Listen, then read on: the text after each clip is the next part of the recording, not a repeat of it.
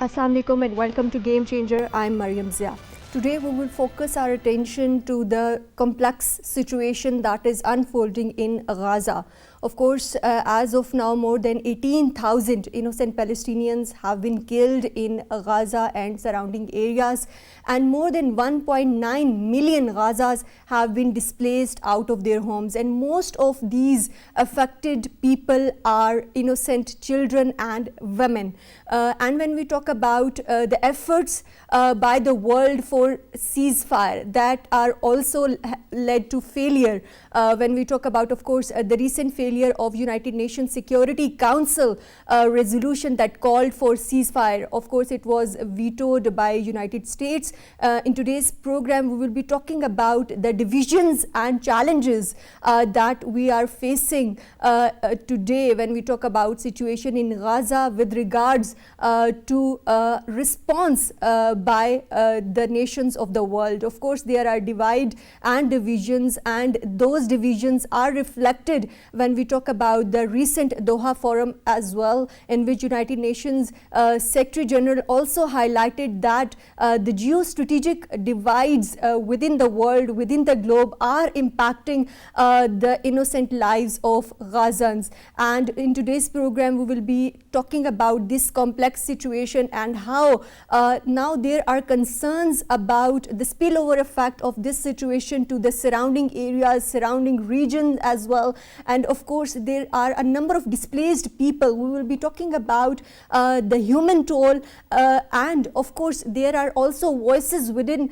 United Nations and of course different human rights organizations as well, which are calling for International Criminal Court to investigate the war crimes that are being committed by Israel. In today's program, we will be talking about that. Will there be justice for Gazans, and is it possible for justice for Gazans, and is it possible that the global community can unite for a peaceful solution when we talk about the situation in Gaza? To discuss this and more, we are joined in the studios by Sayyid Muhammad Ayub Shah, who is commentator, political and international affairs. Welcome to the program. We are also joined by Mr. Naveed Aman Khan, who is commentator, political and international affairs. Welcome to the program. And we are joined online by Dr. Hussain Javed, who is economist and senior analyst. Welcome to the program. So Ayub Saab, let me start with you. Of course, the situation in Gaza is very complex, and the death toll is rising by every hour. But can you tell us the recent situation in Gaza and how this is impacting the lives of innocent civilians, especially when we talk about children and women? Bismillah ar-Rahman ar-Rahim. In fact, situation is in Gaza is cannot be expressed more precisely than as expressed by the UN Secretary General, who said that the humanitarian support system and the life-sustaining systems in Gaza will no more be sustainable because of the intense bombing carried out by the Israel, followed by their ground action. They are entering into the southern Gaza now in the area of the Khan Yunis. And of course, as you said, that toll is more than 18,000 lives. This is totally disproportionate. There is no entry of the humanitarian support systems, the eatables and others into the Gaza Strip. Complete blockade has been done by the Israel, making the lives miserable, and the huge displacement is also not following certain kind of principles that are usually envisaged by the international systems, which means providing them a shelter, safe place. No place on the Gaza Strip is safer for anybody. Situation is not likely to calm down because of the turning down of the resolution in the United Nations Security Council by the veto of the United States. Let me take Naveed Saab into the discussion. Naveed Saab, how do you see the situation evolving with every hour in the besieged Gaza, especially when UN, different organizations of UN, especially World Food Programme, is highlighting the concerns that more people are to be died of starvation and diseases in Gaza than the bombardment. How serious are these concerns? Mariam, the things are turning terrible there in Palestine. The bombardment is terrible.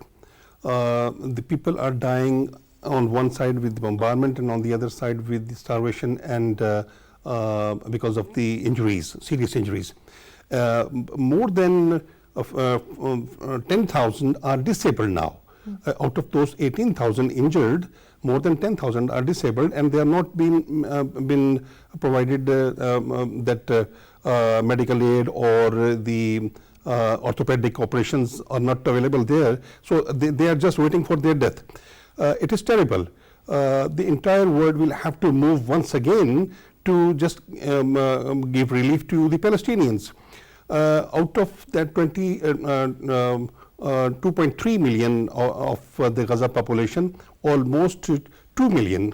Almost 2 million. 1.9 yes, 1.9 is means almost 2 million are homeless and shelterless. They don't have any place to live. They don't have food to eat. They don't have that facility of treatment to have. The entire world is just, watching all this situation like spectators. It is miserable, and they are all in the misery, facing misery when the neighboring countries are not in the position to fulfill their requirements. The entire Arab world or the entire international community seems to be helpless now. And talking of the helplessness, Dr. Hasnain Javed, of course, at the Doha Forum, United Nations Secretary General also reiterated that United Nations Security Council is paralyzed by geostrategic divides within these nations. How do you see that these divides have manifested in UNSC, and what are its implications, of course, on the human death toll and human misery in Gaza? Very difficult situation, I would say. Like, for example, if you have heard the Nixon,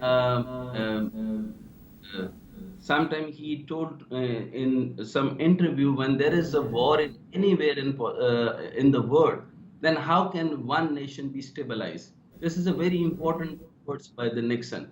So same as in that case, I would, referring this way, or maybe the Nixon and the Kissinger's idea of thinking not to be in the war and let the world call for the peace is very much important. So the war, the Council's second open meeting on the situation in Gaza, ambassadors have met mainly behind closed doors on the crisis, including meeting on the 8th and 13th of October. And it's been followed by the briefing on the crisis of the UN principles. So the action on the Brazilian-led draft resolution followed the defeat on Monday evening of the Russian-led text, which is very much important. Now, the Russian text calling for a humanitarian ceasefire in Gaza, as you were talking about, so which did not include any mention on the condemnation of the extremist group Hamas, which controls the Gaza Strip. So the resolution received the 5 votes in the favor of China, Gabon, Mozambique, Russia, and United Arab Emirates, and the 4 against the France, which is very much astonishing. Which is, to me, it is very much flabbergasted, and it is a shock for me. So France, Japan, UK, and US with the 6th abstention. So what abstentions are Albania? Why they are doing this? Brazil, Ecuador, Ghana, Malta, and Switzerland. So to be adoption, a Security Council resolution need at least 9 votes in favor and no vote by the 5 permanent members, the United States, Russia, China, France, or United Kingdom. So after several failed attempts to take action, the Security Council last called for the pushes in fight to allow aid and aid access to the Gaza, which UN Secretary General has described as spiller humanitarian nightmare. And UN Secretary General deployed rarely US Article 99 of the UN Charter. And I would request, Right. Let Let me take the discussion to the studios, Dr. Hasnain. Of course, Of course, when we talk about the invocation of Article 99 by United Nations Secretary General Antonio Guterres, this was a significant step expected to lead towards cessation of course, Israeli aggression. But of course, the veto by United States has led to another situation. How do you see that this divide in United Nations Security Council is going to impact the global order that is again and again concern raised by United Nations Secretary General? Very rightly brought out this new development of not voting for the ceasefire in the Gaza and letting the catastrophe prevail is really astonishing. And they had their own reasons, which included not inclusion of the right of self-defense by the Israel. However, this will impact the future course of action by different nations on the face of this planet. We have another example, Ukraine, where Russians are operating against them, and no way somebody will be able to, the West will be able to defend Ukraine on the grounds whereby a ceasefire will be negotiated under any conditions, the questions on role and responsibility of United Nations Security Council. Yes, the UN Security Council is mandated to ensure security of the world, security of the human beings, and even following of the war rules as set forth by the Committee of Nations in the world, which stand violated now and as of today in Gaza to their extreme. No more catastrophe, no more mayhem can be caused to the people of the Strip than as is called by the Israelis. It's an absolute use of power against innocents, people, I mean the children and the women, and it is not on an equal basis. This cannot be called as self-defense by any definition. As per their own report, only 1,200 people were killed on October 7 by the action of the Hamas. And the numbers, and the numbers keeps on changing every day. Like the figures that were initially posted by Israel were around 1,400, and then they keep on. Yes, the dubious nature of statements by the Israelis are again questionable. But even if we take 1,200, the figure of 1,200 on the face value, killing about 18,000 people, and many more under the debris left. With no humanitarian support or aid coming to them is by no definition an equal of course, this is very asymmetrical warfare. Naveed Sahab, when we talk about this asymmetrical warfare and the recent developments that have taken place in United Nations Security Council after the invocation of Article 99, United Nations Secretary General keeps on reiterating the fact that it raises questions on the credibility of UN Security Council itself. How do you see these divides manifesting in this conflict and on other conflicts of the world? In fact, UN was formed for the solution of the issues of the world. And the other forums like OIC or Arab League or African Union, European Union, every forum is formed for the solution of the issues. But I haven't seen ever that these forums are successful in having any solution of any issue. This shows that the forums or the organizations are very weak. Should be very strong, but are very weak. So it raises questions on the authority and credibility of these organizations. Definitely, when the countries or the head of the states are summoned on any organization level, they can't produce anything concrete. UN has also been unsuccessful as far as the peace attainment is concerned in Palestine issue in particular. The veto power, the use of the veto power by America at this stage is, pathetic. I mean, it is condemnable. It should have not been used for the sabotage of the peace. Peace is the one which is the need of the time in Palestine at this stage. I think the Secretary General of the Security Council or the United Nations is helpless, and he should have resigned just to show his character or part on United Nations level. He should have resigned on this level, and then another discussion should have been. Right. Let me take the same point to you, Dr. Hasnain. Of course, 2 days after the failure of this resolution at the United Nations Security Council, United Nations Secretary General has expressed his dissatisfaction at the Doha Forum. Do you think that this dissatisfaction may lead to some other diplomatic efforts that may lead to ceasefire or some other efforts? I don't think they are going for the ceasefire. I mean, of course, we can see the submission of the America to the Israel is completely unbelievable and we can understand, because there are the economic dimension of it, because most of the business is related to Israel, to the America. So there are so many reasons belongs to them, and the economic values are more than the humanitarian values. So this is but we need to understand, and we need to let the people know the scope and the right and obligation of the Secretary General under the Article 99, which you have mentioned, Mariam, very important. So we have to enlighten people about the Article 99. The Secretary General may bring the attention of the Security Council any matter which, in his opinion, may threaten the maintenance of the international peace and security. And there have been only 3 incidents previously where the Secretary General made specific reference to Article 99. First, on the 13th July 1960, when the situation had arisen in the newly independent Republic of Congo. And they says that they may threaten the maintenance of the international peace and security. And the second, in this case, the Secretary General made 2 references to obligation of the Article 99 during the consideration of the Security Council of the complaint by the Tunisia against the France on July 22 in 1961.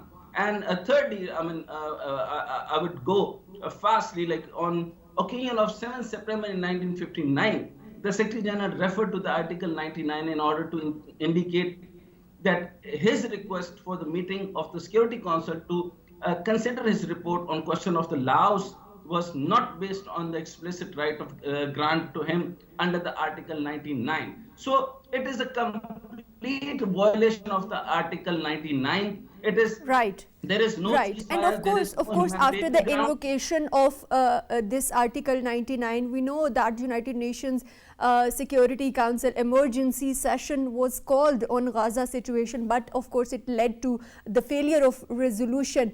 And in recent, like 2 days after the failure of resolution, United Nations Secretary General has expressed his dissatisfaction over this failure. Do you think that this may lead to some other efforts? And of course, in recent developments, we know that Qatar and another country has called for Uniting for Peace resolution, that is Article 377 of United Nations, and we are expecting that on Tuesday another session of United Nations General Assembly may be called. Do you see that there might be some call for action in that session?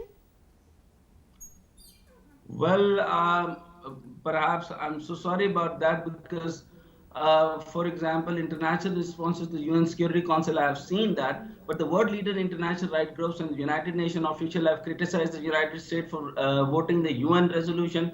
Palestine President Mahmoud Abbas says China's Zhang Zhangjian, Secretary of the People in the Gaza, is self-contradictory. Jordanian Foreign Minister says whatever his capacity. Palestinian UN envoy Riyad Mansour and the UAE Deputy UN Ambassador Muhammad Ahmed always says that. But the important thing is they are not seeing the Gaza destruction statistic. They are not looking to the 80% of the population has been displaced. They are, the role of UK. Mariam, I wanted to, listen, this very particular thing is the UK Ambassador Barbara Woodward said that her country abstained from the resolution in the text needed to clearer on the Israel inherent right to self-defense, and because it ignored the fact and extremist group Hamas. Now, they are pushing all the pressure on Hamas, where the Hamas is not the matter at all. But they says there is a matter of the Hamas, the extremist group. On the cover of extremist group, they are killing the peaceful people of the Gaza, western and the eastern strip of the Gaza. So in that way, she retained the UK support of the Israel right to defend itself against Hamas. Of course, this is questionable. Let me take the same question to you, Ayub Saab, when we talk about the situation in United Nations, and of course, the recent development is that the Article 377 of United Nations have been, of course, proposed by some countries, which calls for uniting for peace. Are you expecting some positive developments emerging out of the upcoming summit of or session of United Nations General Assembly? In fact, yes, because the whole world is now rising in support of the Palestinians. Although the text is same that was used in United Nations Security Council. So do you think this is going to be different? Yes, a number of countries will vote for the resolution in the General Assembly, and the country, I mean, around the world, the people are rising in support of the Palestinians. There is a voice. If we have to save humanity from a big war, the war is expanding, and as rightly brought out by the Qatari Prime Minister today, it will create kind of violence in the youth of the Middle East at least, and then further taking it down to the rest of the world. So this disturbance that has started in the Middle East and which is not coming to an end, and unfortunately is causing mayhem to the humanity, the human survival, because the kind of war that is waged by the Israel is entirely inhuman. This will put everybody, I mean, the efficacy of the UN system in question, of course, but the General Assembly is likely to vote for the peace, likely to vote for the pause in the ceasefire, and the number of countries that are realizing the importance of ceasefire and the importance of the peace to prevail in Middle East will be joining hands sooner or later. And Qatar Forum is a very good manifestation itself of, as you said, invocation of different provisions in the UN Charter. But of course, this the resolution that will be tabled tomorrow, Tuesday, in the UN General Assembly is of course the same, but there is a different form by the virtue of the number of members. Yes, 193 member states are there instead of the few as in case of the United Nations Security Council. But the two forums do not enjoy the same kind of power as we all know. The resolution getting through in the United Nations Security Council would have a different effect onto the situation in Gaza rather than a resolution passed in the General Assembly. The resolution passed in the General Assembly do not hold that kind of a force in general, as we have seen over the history also. So do you think even if the resolution is passed at UNGA, we can't expect it to be fully accepted and implemented on ground? Though it has a moral value, it has a moral implication, but it does not have any use of force provisions in it, and it does not have the fullest support of the global main players.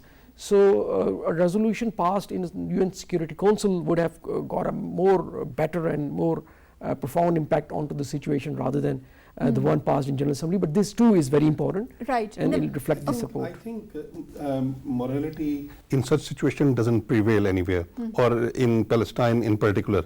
When America, Great Britain, France, and such countries are on the back of Israel, as everybody is watching the barbarism of Israel in Palestine. So the question of morality is, there is no significance even if tomorrow there are discussions and ultimately lead towards a resolution? It has significance, and we need not leave hope aside. The hope is there. The struggle for the peace or the achievement of the destination should be continued and should be enhanced. What is the need of the time is the head of the states of, in particular, Turkey, Iran, Saudi, UAE, Qatar, and Egypt in particular should move towards different destinations of the world, like to France, to UK, to America, to convince them. Engage on diplomatic levels. Definitely, and when we talk about specifically about Turkey, of course, when we talk about Turkey, Turkey has advocated for the rights of Gazans, and even after the failure of United Nations Security Council resolution, of course, Turkey has called for reforms in United Nations Security Council as well. Do you think there are some discussions within United Nations Security Council for these reforms? Is it possible? Yes, it is. When we are talking about Turkey, yes, Turkey is doing its best for the restoration of the peace, but I am talking about the collective effort of these countries. Collective efforts might be manifested when we be witnessing the session tomorrow at UNGA, where 193 member countries are going to be participating. So, Dr. Hassan, when we talk about these recent developments, and of course, there are voices within United Nations that are calling for, of course, reforms in United Nations Security Council. Do you think it is possible? Mariam, I request to understand that the UK abstention stance. We need to understand their stance. They are, I mean, the UK, even the UK Prime Minister and the Ambassador Barbara Woodward, what her advocacy and what her plea to this case. She says support for Israel right to defend its against Hamas. Now, they are not saying that anything. I mean, they are not talking about the Gaza or the Gazan people. Now, they are putting all the blame on the Hamas and or the upcoming threat from the Hezbollah. Right, point well taken, Dr. Hassan, but let's move towards United Nations Security Council and the need for reforms in United Nations Security Council, because of course United Nations Secretary General has raised his concerns, and he has repeatedly reiterated that it is losing, the Council is losing its authority after the failure of this particular and significant resolution. What's your take on that? Yes, and that's another part, and after, I mean, conclusive part of their ideology, and then the US-Israel oppose a ceasefire because they believe it would not only benefit Hamas. Washington instead supporting the pushing and fighting to the protect a civilian and allow the release of the hostages taken by Hamas. This is, I mean, one part. So the US Ambassador Linda Thomas Greenfield explained the country veto in the council chamber, saying this resolution did not mention Israel's right of self-defense. And Deputy US Ambassador to the UN, Robert Wood, told the council that the draft resolution was rushed, imbalanced text, and that was divorced from the reality and would not move the needle forward on the ground in any concrete way. So Robert Woodward, Deputy US Ambassador on UN, said, while the US strongly support a durable peace in which both Israel and Palestinian can live in the peace and security, we do not support call for immediate ceasefire. This would only plant the seed for the next war, because Hamas has no desire to see the durable peace, to see two-state solution. So the US favor in own diplomacy rather than the Security Council action to win the release of the more hostages and press Israel better protected civilian in the assault. Right. Naveed Saab, when we talk about these reforms, in your opinion, what kind of reforms are possible within United Nations Security Council? Of course, Turkey has raised its concerns. Do you think it's possible, keeping in mind the dissatisfaction by United Nations Secretary General as well? Dissatisfaction of the Secretary General of United Nations is the endorsement of the failure of the forum. And it also shows that this forum is unsuccessful in gaining any sort of peace effort in the past or recently. I would say that UN needs to be reformed or restructured or reorganized, or any other forum need to be formed for the same purpose, because this forum has become hostage to America, and whatsoever America wants, this forum follows. So the entire world is facing the problem which UN could not give the solution. And of course, it raises questions on the authority and credibility of the organization. So I think the new forum should be formed. So coming back to the conflict and the emerging situation, there are concerns in the world leaders, specifically in the Arab leaders, about the spillover effect of this war into the neighboring countries. And of course, Qatari Prime Minister has also raised concerns that it might lead to radicalization of youth in the Middle East. How serious are these concerns? They are extremely serious, and we have seen Hezbollah now moving and firing upon Israeli tanks occupied and lands. Yes, and the Syria has already joined, and they have reported bringing down a drone of the Israel in one of their areas right in today's morning. Then we have Jordanians rising high, trying to maintain peace to their end, but till how long? Iraq is already in. So the prospects of this war spreading out to the Middle East are very much there, and unless the peace treaty is signed, unless a peace is allowed to prevail, which failed in case of the United Nations Security Council, but this will not end here. Turkey has already expressed its concern, and then it's a spread to the Europe already being disturbed because of the Ukrainian war. The situation is likely to worsen. The impulses of this war and this kind of terror being unleashed onto the Gazan innocent people by the Israelis are being felt across the South America also, and we have seen people responding from there, the nation states, the state parties responding from there, and in the Far East also. So we have yet to hear from China upon this, which are quite a peace-loving country. And they are to come up and favor the peace. Russia has already vowed and has asked for the humanitarian ceasefire, and they have supported and they wanted to include 2 more points in the agenda also. So war is likely to spread unless it is stopped, and the Middle Eastern concern of the violence going across beyond their borders to the youth are genuine, and we've seen this before also. Those are genuine concerns. What's your take on that, Naveed Saab? Of course, there are also risks and concerns because we know that 1.9 million people of Gaza are displaced now. Of course, they are going to be moving towards the secure areas. There is no safe zone, no secure place within Gaza. So they are bound to move towards the neighboring countries. So that is also a risk of this violence or this complete disruption of public order. What's your take on that, and how concerned should the world leaders, specifically Arab leaders, should be on this evolving situation? One side started war against Palestine, on the other against Lebanon, on the third side against Syria. The war is now expanding, not only in Palestine but also in the neighboring countries. So the other countries are also in attack or in trouble because of Israel, and America is now pushing Israel to continue this sort of strikes against Lebanon and Syria as well.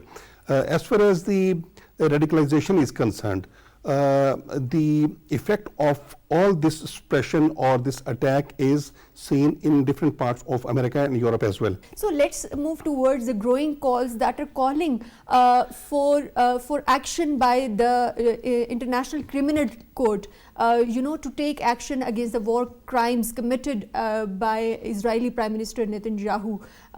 Do you think it is possible to hold Israel accountable for its actions? It is possible, and it should be, because all the international forums are meant for this purpose. The cases are taken to those forums. What might be challenges? Because a lot of countries, at least 5 countries that we know of, have already gone to ICC to investigate these war crimes that are being committed by Israeli army as well as the Israeli Prime Minister and Israel.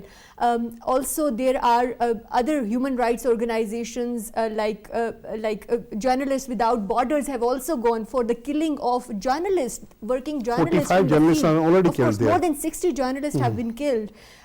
Who are just there reporting the stories. So do you think what challenges might be faced? facing it? And are there some precedents in the history that some world leader has been investigated for the war crimes?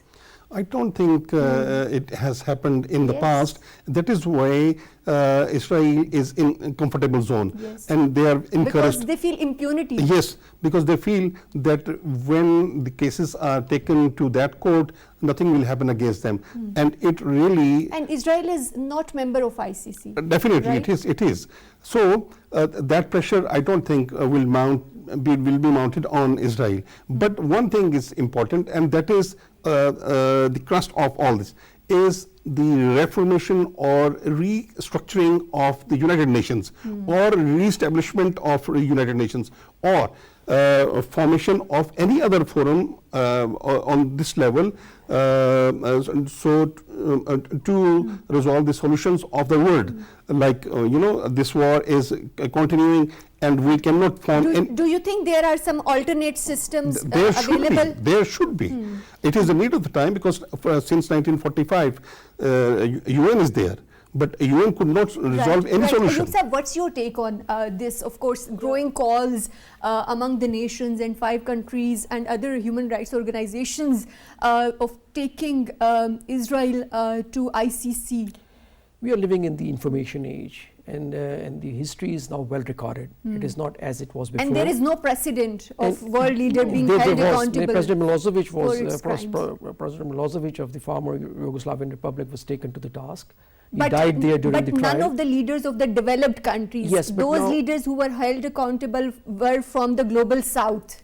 Certainly, and there have been a huge history of crime against humanity in the world, in the Africa and even in the Asian countries. So are you optimistic? There is hope? But optimism is good to hold, and the kind of history now being recorded by the media and social media is providing sufficient evidence for certain actions to be taken against the state parties as well as against the individuals. While something may not happen or happen is of course questionable, it's important to know that the new world history will call Israel an usurper, and a power that misused its forces, that killed humanity and that caused kind of devastation that was never there in the modern history. So the crimes committed by the Israel are unprecedented by many definitions, and they getting recorded documented well, by the eyes of the media. Also, and the modern news is meaningful. Protests happening across the world against this, of course, Israeli aggression. Do you think they are also going to impact the decisions taken by United Nations General Assembly? Partly. Not completely, but partially it will definitely affect. But one thing is very important in this regard. If you just compare Palestine and Israel, the power of Palestine, the power of Israel, it gives poles apart difference. It shows that the Muslim world, the Islamic countries, need to enhance their military power. The power that could push the enemy out of their borders. If Palestine had been very powerful or strong militarily country like that of Israel, I think Israel would have thought 100 times to attack on Palestine. Thank you very much, Mr. Naveed Aman Khan, for joining us in today's program. Thank you very much, Sayyid Muhammad Ayub Shah, for joining us in today's program. Thank you very much, Dr. Sain Javed, for joining us in today's program. Of course, in today's program, we discussed about the situation emerging in Gaza. The situation is evolving with every hour, and the death toll is rising by every hour. And of course, it also highlights the paralysis that we are witnessing within the United Nations Security Council after the failure of a resolution that called for ceasefire in Gaza. Of course, the world needs to take action. There is still hope when we talk about the invocation of Article 377, which has called for uniting for peace. We are hoping that the resolution or the discussions in upcoming United Nations General Assembly would be calling for a ceasefire, and it will be implementing on ground when we talk about situation in Gaza. And of course, the affected people in Gaza remain in our deepest thoughts.